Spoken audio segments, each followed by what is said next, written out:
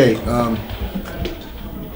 that looked a little bit more like what we want to have happen on both ends. I thought, with the exception of them getting loose a couple times in transition in the second half, I thought our defense was very good. I thought we rebounded for the most part. There was a flurry in the first half where we didn't clean the defensive glass as well as we should have.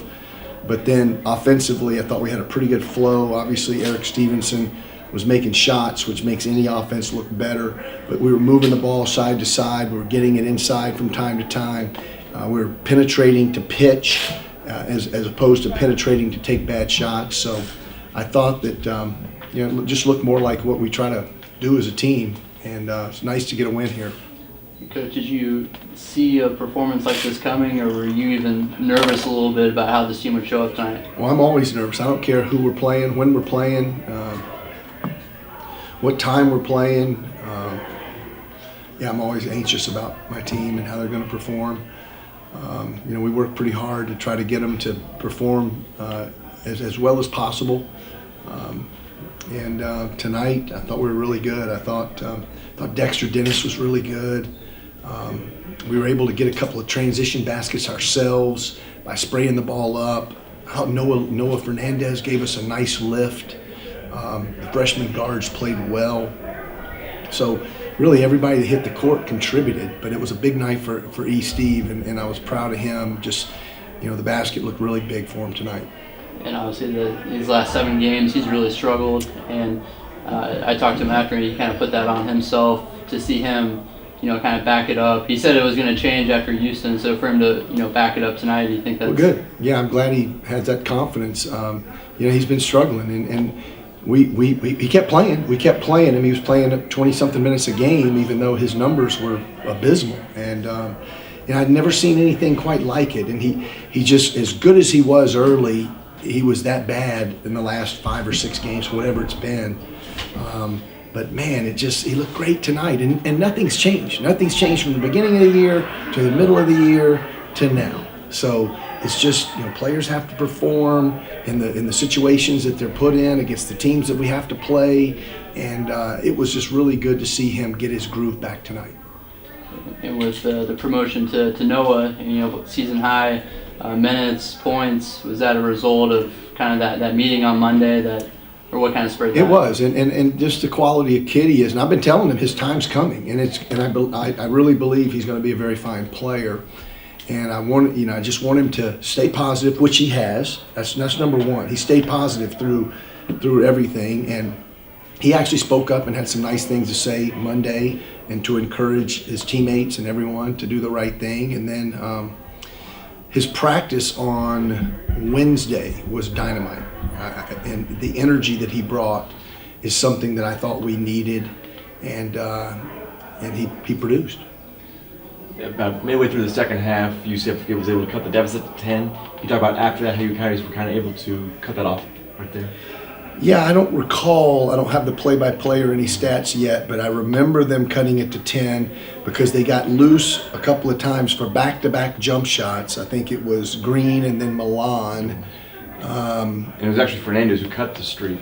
Right? Fernandez had a big bucket. Mm-hmm. Was it a 3 or was it his pull-up? 2 in the lane. Yeah, it was beautiful to play. I mean, he's capable of that. The guy has no fear. Plays much bigger than his stature. And tonight, he proved that he can, when given the opportunity, he can deliver. And I'm looking forward to seeing that more. Coach, did you see anything on tape this week leading up to the game tonight that you thought you could take advantage of? No, actually, UCF's been playing really good basketball. The second half at our place, then they demolished. They've lost some close games to like Memphis and Cincinnati. They beat East Carolina on the road. They demolished Tulsa. I don't know how many in the row they've won, but I was very nervous coming in because they've got a nice blend of the fifth-year guys that they brought in, plus the juniors, and then the freshmen have really been playing well. So, Johnny's teams always compete, and tonight we just were able to get on a little heater from the distance, and we did a good job defending them. And Coach Lou Godino had a great scouting report, and we tried to take away some of their strengths, and I thought we followed the game plan well. And I know it's just one win, but considering the circumstances and everything, does it feel like this was bigger than, just one game tonight? Just Yeah, well, I mean, anytime we haven't been on too many 3-game losing streaks in 13 years. I don't know. Last year probably we had a few, maybe, and then my first year. But other than that, I think that it's been very, very limited. We're not used to that. 2 of the games were heartbreakers, and then one we just laid down. So we've got to live with that. We're not going to get those games back. Those are opportunities lost. Those 2 that we lost at the buzzer, but we'll have to continue to work. And now we get to go home for a couple, and hopefully we can play with the same energy and toughness that we did tonight. I know you've really emphasized creating for teammates, the drive and kick. Do you think that was just the way they played tonight? Is that a result of, kind of that reset on Monday too? Maybe. Early in the year, and you'll be the perfect guy to do this. Early in the year, there were a number of times where we would work the basketball around and not get a clean look, and then with 4, 3, 2 seconds to go on the shot clock, we would penetrate, and instead of hoisting up a bad shot, we would kick it one more time and score in the last 1 or 2 seconds right at the buzzer. And we had gone, I don't know, at least a handful of games where that never happened. And I'm not saying we want to milk 28 or 29 seconds every time. That's not what I'm saying.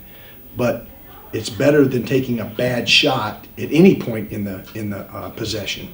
So tonight we were able to do that multiple times, and it just reminded me back to when we were doing it early in the year, and we did it every game back to start the season. Real quick with Noah, that's That's a guy. your little research assignment. Yeah, that's mine. Okay.